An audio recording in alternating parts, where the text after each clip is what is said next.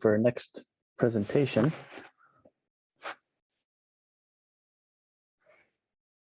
Kwamou, how do I say your name? I'm sorry if I pronounce it incorrectly. Hello. Hello, how are you? I'm all good. How are you? How do I say your name? You can go forever if Kwamou is harder, but Kwamou is just Kwamou. consider Kwamou. the O is off. Great, Kwamou. And but yeah, I don't know if I should wait. I suspect that my team is supposed to also join the call. Okay. Oh, hey Annette. How are you? Good to see you. Likewise, good to see you. And Tyler and Claire. Oh, this is wonderful. It's almost like meeting. Almost. How's Tyler, Dr. Claire? You're on mute, by the way. Tyler, are you coming in from Hawaii? Or are you actually there in person? No, I'm in Georgia right now. Oh my, at least 2 hours ahead. Lucky you. Oh, in the United States. Sorry, not the country, Georgia. Yeah, okay. I am very sorry that we're not all together in person like 2019. I just so enjoyed meeting everybody there. It was a really nice experience. 2022. I'm there. Where is it? It isn't. It won't be, right? It's every 2 years? It's every 2 years, yeah. Do you want me to wait a second? Yeah, because my team is supposed to join. Okay. But otherwise I can kickstart. And just for everyone who's on the call, what will happen is I'm actually presenting a paper. So I don't want to spend the entire 30 minutes just, going through the paper. Otherwise you could have just read it, right? But what I'd like for us to do is I'll walk you through some of the concepts that are in there, some of the ideas. I suspect that some of them might, because they're related to another field, so not futures, might require a little bit of, how would I say, breaking ideas down. But that being said, so I will tell you on which items I'd like for us to focus on. And of course, if there's any questions, I've allocated about 15 minutes at the end. So I really want to try to do that short and sweet. So I might not go through all the slides and those type of things. And of course, I'd be more than happy to share the paper afterwards. It's currently being peer reviewed by Carrie and team as part of Futures. So just flagging this item. Do you want me to say a little introduction for you here, just for the recording? Oh, sure. Okay. Okay, great. Go ahead, and this way I can also ask the team where they're at. Okay, great.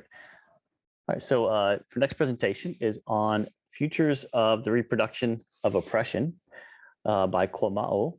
Kwamou is a Cameroonian anticipation specialist acting as the African coordinator for the Futures Literacy at UNESCO. She is an experienced facilitator and lab designer involved in labs run mainly in Africa and Europe since 2014. Part of the editorial board of the scientific journal Futures, Kwamou is a full member of the World Future Study Federation and Plurality U+ network. So thank you for joining us today, and we look forward to your presentation. I'll hand it over to you. And if you need to share, please do. You can share your screen. Of course.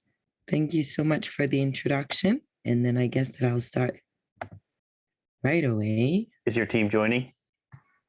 I believe so. They have the link and everything. So I think it's just a matter, they'll catch the wagon, and that's fine because I'm also conscious of time. Okay, great. Oh, looks like some people are coming in right now. See, told you it was coming. Please let me know once you're able to see my screen. Perfect. Looks great. Cool. So the paper I'm just about to present is called Futures or the Reproduction of Oppression. And so I'm questioning the connection between those two concepts. And actually, I should say those three concepts, because obviously there'll be futures as understood by futurists and also futures as understood by people that are using it as a space of power. I'm also referring back to notions around oppression or oppressive systems that are in place. and also connecting the relationship between present and future. I'd like to start maybe with 3 examples, and I suspect that one of them will actually speak more to you, but of course, let me not assume anything. Those examples are coming from labs, futures labs that were run in the past, where we were actually questioning kind of the ideas that were being put on the table. The first example is coming from a lab that was run on innovation systems in Africa. And as part of this lab, we had a few ideas, so asking people about their probable futures or their preferred futures. And in this lab, they were talking about how they'd like to come up with some kind of an innovation in the next 20 years that would enable them to actually speak just one language. We're talking about a continent of 1,000 people, but the idea of how to communicate better was rooted in this idea of unity. So this idea that just one language was supposed to be enough and actually supposed to be the best channel for people to communicate better.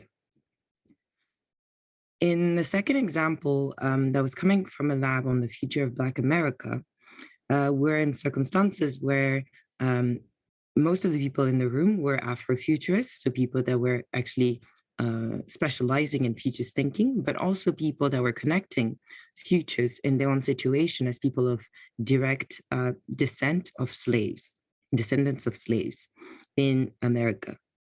And so as part of any of those processes, we start with futures that people know. So we start with probable futures or desirable futures. And as they're talking about their probable futures for Black America, one of the ideas that is coming to the table is this idea of robots.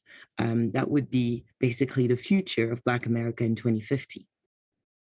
As part of this process, so we're pretty early on in the process, one of them realized that the society that they came up with is actually a society of the new slaves, in 2050. And so the question I was asking myself is, well, basically, how come people that were intellectually, socially, emotionally connected with issues of the past, who knew the danger of the past, how come those very same people were the one who actually replicating those systems into the future? And I was wondering if those situations where we keep on basically producing past mistakes into the future were not actually some of the elements that decolonial thinkers were actually warning us against. I give you a third example that is coming from sci-fi. We have a series of sci-fi novels from the 1960s that are actually touching upon international governance or global governance. We're right at the beginning of the UN as a system. And of course, that was influencing the way people were thinking about the 21st century. And in those examples, we could see that, of course, the idea of international governance was rooted in European and North American states, and a little bit of Japan. Some were actually talking about Brazil as well. But what was really interesting and shocking, maybe for people living in 2021, is the fact that around those tables, you were to see no women at all. And you see that in those 3 examples, there's always something that is coming from the present that is being kind of projected in the future, something that is not questioned about the present that is reproduced into the future. And so as part of the article and this short presentation, where I'll just go quite quickly over some of the key items or key findings of the article, what I could see is that we would benefit as futurists from connecting some of the issues that are raised in decolonial theory and apply that to our practice as futurists. Because some of the elements that we see speaks to this idea of acceptable futures, or actually rethinking the type of archetypes of the future that we're putting on the table. And by doing that and adopting an anti-colonial lens onto those different futures, we would actually be able to redefine futures in our practice. I'll spend a little bit of time at the end to talk about some of the elements that we've been doing. And I'm glad to see some of my colleagues on the call who would also be able to speak about the necessity of adopting a capability-based approach to futures in order to actually avoid some of the traps of reproducing systems of oppression onto the future. The examples that I gave you earlier all speak to some forms of internalized forms of oppression. Frantz Fanon used to talk about psycho-affection. What he means by that is that situation where groups have been so marginalized and are so looking forward to being accepted by other elements of society or by the system as a whole, that they do not question the way they've been defined by the other. And we see that definitely specifically in examples that are coming from groups such as people living in the African continent or Black communities living as part of the diaspora in mostly white dominated or European dominated areas. What's interesting is if we look into history, this patterns of having oppression that keeps on being reproduced is basically the way we could actually define history itself. You think about, for example, slavery that was reproduced as a form of coloniality, then the prison system in America. There's always connections in the way, the patterns that are being observed. But what's interesting for us as futurists is that we see as we ask people questions around the type of future that they want to have, if we talk about the Africa we want, for example, Agenda 2063 of the African Union, or if we talk about some of the ideas that agricultural workers are going to have about a better future for themselves. Now, here I'm quoting a lab that I was running for the agribusiness here in France, in the countryside. We hear example of people saying what we'd like for the countryside to be more attractive. And for the countryside to be more attractive, it'd be good to have supermarkets and other elements that will speak to urban folks. So this idea that we know that if we want to attract a system that might not be good for who we are, but would be good for a form of attraction or a form of economic prosperity, we need to abide by specific systems. And all of this speaks to this idea of basically accepting reality without questioning it, and therefore reproducing that as part of those acceptable futures. We have a series of thinkers, and they're not always decolonial thinkers, that also mention the fact that basically all of those acceptable futures have less to do with actually what will happen in the future, and have a lot more to do with what is with the current power systems that we have. So those futures are acceptable, not because they're realistic, not because they're the one that will necessarily happen in 2060, but they're acceptable because they're acceptable according to the guidelines of power that we have implemented. And all of this speaks to the definition of coloniality. So here I'm putting a longer definition, especially if some of you have never actually encountered the term coloniality, might have heard about colonization or colonialism, and so do not know what coloniality stands for. So I'll just spend a little bit of time just explaining what it is. Basically, when we talk about colonization, that's something that many of us are familiar with. It's this idea that we had mainly European states that arrived in Africa and actually split different portions of the continent. Yeah, I'm of course talking from an African lens, but of course that's applicable to many other continents, unfortunately. And so that process is understood to have come to an end with the different independence that we had during the 20th century. Now, when we're talking about coloniality, what we're talking about systems, logic, or some even call that as a matrix that has affected our production of knowledge, our understanding of beings, what gender means, what the economy is about, the way we understand geographical separation or segregation. And all of those elements are actually going to be directly affected by coloniality as a system that hierarchizes what matters in the society that we live in. Now, there's a direct connection that we can make between coloniality of knowledge production system, and coloniality applied to time. So the colonization of time and the way we understand time as being something definitely linear, moving forward, this idea of progress, this idea of development, moving forward, and not understanding that other people might think differently about time. Therefore, when we talk about decolonizing futures, we're talking about an activist movement, people that actually are trying to connect futures and power.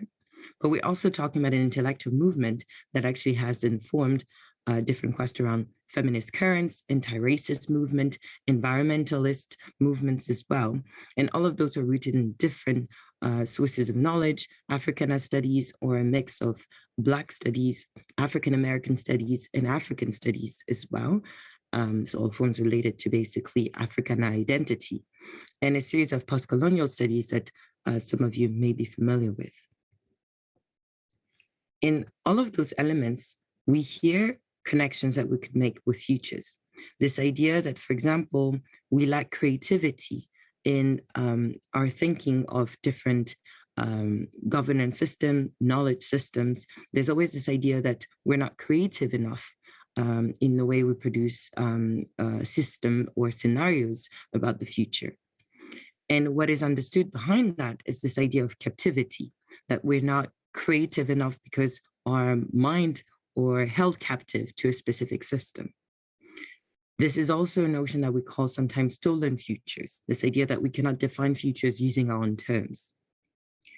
And part of the reason for that, in my opinion, is related to the value that we give to imagination. And even in philosophy, there was already this connection between the capacity to imagine and the capacity to be free was something that was made more and more apparent. And the development that we have towards a capability-based approach by Riel Miller is actually rooted in this idea that freedom or liberation will also come from both our minds and, of course, the systems that we can actually imagine, create, and negotiate. One of this idea, l'heure de nous-mêmes a sonné, that was presented by a decolonial thinker from Martinique in a Black island of France, is this idea that our time has come. So there was already a connection that were made with time as part of the decolonial community. So the question that we can ask ourselves as futurists or as anyone who actually want to invest futures is, what can we do once we've acknowledged the fact that it's true, we do use the future to reproduce systems that are in place? And what I would be advertising or promoting would be a capability-based approach in order not to just have people learn more about how to reproduce the same tools. And so basically we would be using futures and teaching more and more people how to use horizon scanning or how to use futures wheel or how to use different tools that we have as part of the futures toolkit. We end up with people that are using those tools, they're becoming more proficient in the uses of different tools, but they're not capable to imagine systems where they're not oppressed or not oppressing someone else. And so if you want for people to be able to do that, you'll need more than tools. You'll need actually something that questions their positioning, that questions what it means for them to be, what it means for them to do, what it means for them to learn. And that would be a capability. So, I realized there's something that I didn't remove here, so apologies for this. But in the capability-based approach to futures, I would flag maybe 6 elements that are important for us to take into consideration as futurists. There's a first one that is reconsidering our role as futurists. Are we actually teaching people how to master tools? Are we providing room for people to actually contextualize their present, contextualize their futures? And so that would mean all the contrary of abstraction and actually something that is always context dependent. But the second thing is also, how do we encourage people to question acceptable futures? And for that to be the case, we do need to provide them with moments in time where they can actually question the system that they're producing. that they can question the anticipatory system, anticipatory assumptions that they have in their mind. And so it would mean that futurists would not play the role of the people actually teaching people how to master tools.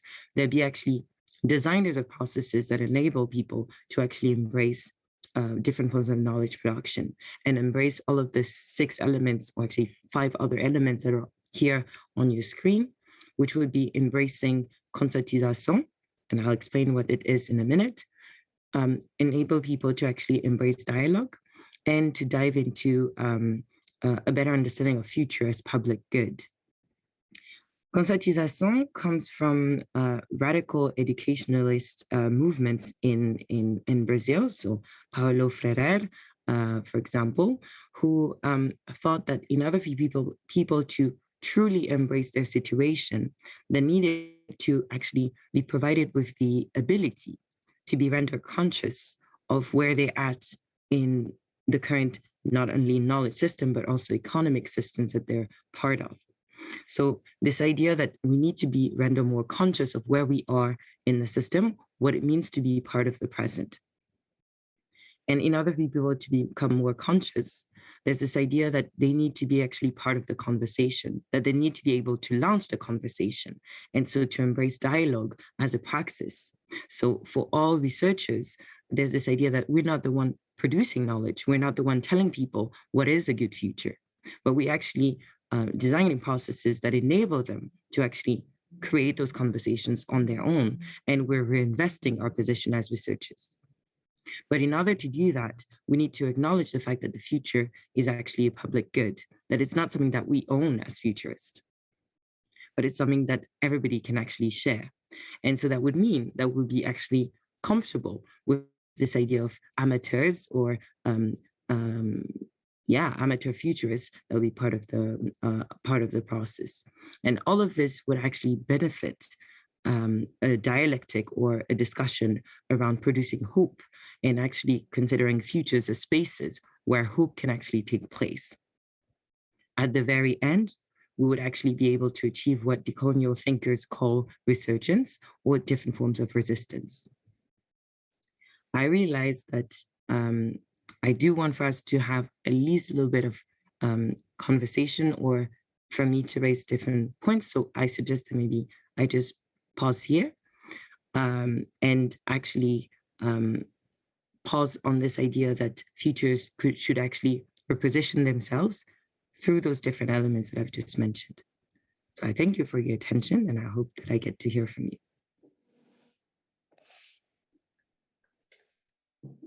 Go ahead, Annette. Go ahead. Thank you for that. I very much appreciated the way you brought together the theory, the literature, the layout. I come to this as a political scientist who's done a lot of research and evaluation around advocacy and influence and influencing policy making, and it could be grassroots, it could be at federal, state, national, international. So that's my lens. And I'm going to put out a provocative question to you and others, which is, it's not clear to me how much futurists really understand some of the core concepts that you've mentioned in your talk. And I'm talking about power, influence, reach, activism, governance, government. The list goes on and on about the political culture in an arena, and power alone is a rich enough topic to dive into. It can be very ambiguous. So is that a linchpin, perhaps, that we need to address as a field? Is this an area of understanding that we need to embrace? Because it weaves through everything. We just don't always notice it. It's not always in our gaze. If we don't have experience as advocates, if we don't have a public policy knowledge base, it will be kind of invisible. We'll know it's there. We know we kind of do it like Jerry Glenn said, write your congressman about everybody translates it into letter writing and protesting. But the advocacy is so much more diverse. It's working with the media. It's and it's taking a very long view because policy doesn't pass quickly. And some of it's grassroots, just community organizing. So I'll stop there. But the basic question is, do we know, as futurists, do we know enough about power, about influence, about hegemonic and understanding what a colonized future is, and empowerment? I equate futurist foresight to empowerment, but I'm not sure everybody understands empowerment the same way.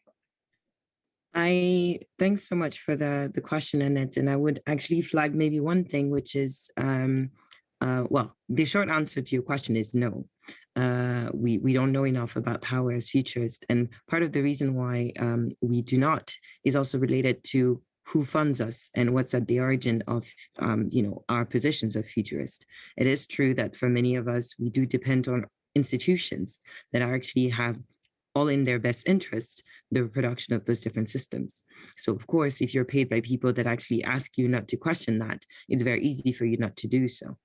And so for me, what's also at the core of this different element is that sometimes we don't mean the same thing by power. So for example, right now you were mentioning this idea of congresswomen or congressmen that we should write to. And so that's where the power lies. In some of those examples that I'm giving you, it's not even a matter of reinvesting our governments. It's actually, how do we position ourselves as human beings? And for all of those different questions, it doesn't, like, our understanding of power is sometimes very much limited to mandated or representative forms of power. And so it does not allow us to also understand that there's other elements that are at play. But I see that Rosa has switched on her camera, so I suspect that it was maybe also to interact. Thank you.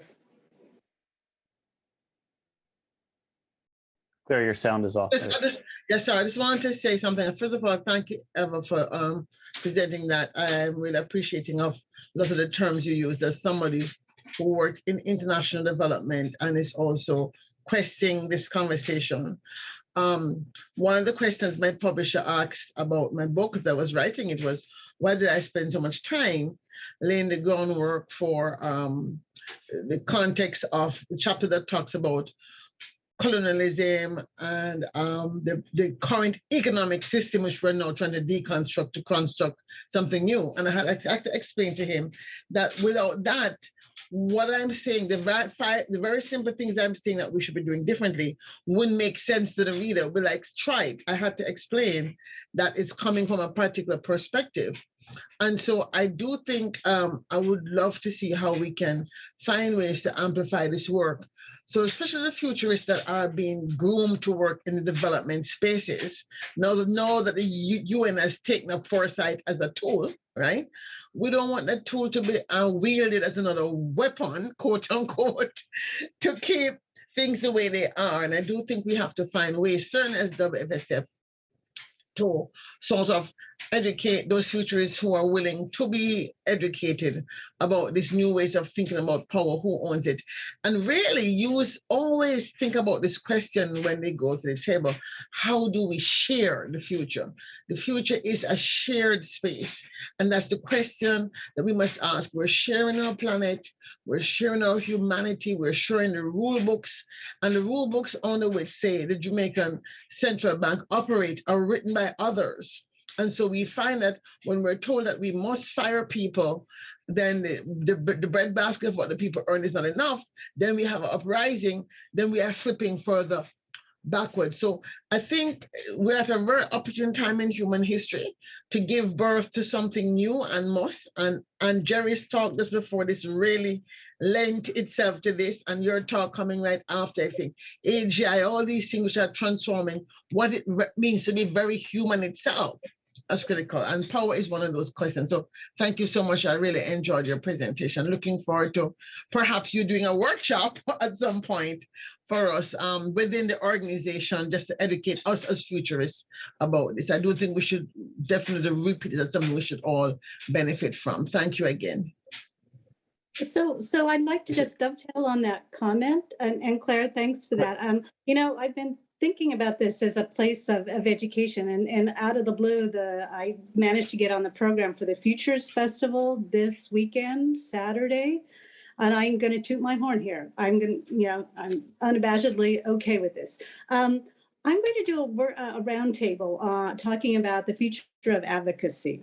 And it will have a little bit of a discussion around power. What are the elements around advocacy? It's actually a very big topic, and try to boil it down into sort of nuts and bolts, knowing that it'll never be enough in one 45-minute session. But I'm very happy to contribute to the discussion about how do we educate ourselves, but also how do we feed into advocacy for the future, or for foresight, and how are we moving everybody to co-creating, to social movements, to and it's interesting that this Futures Festival is a we. That's the focus is on weism, which is united we stand, pluralism, decentralization, voice, being at the table instead of being on the menu. So anyway, I'm happy to contribute in any way I can.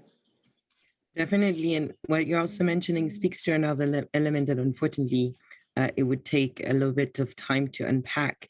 But some of the examples that I gave you right at the beginning that were around, producing societies of robots, suddenly thinking about international governance systems, and we tend to forget Black people or women or people that do not look like us. And so I'm going back to your we.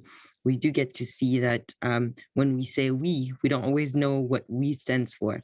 And part of the reason for that is also related to our appreciation of difference.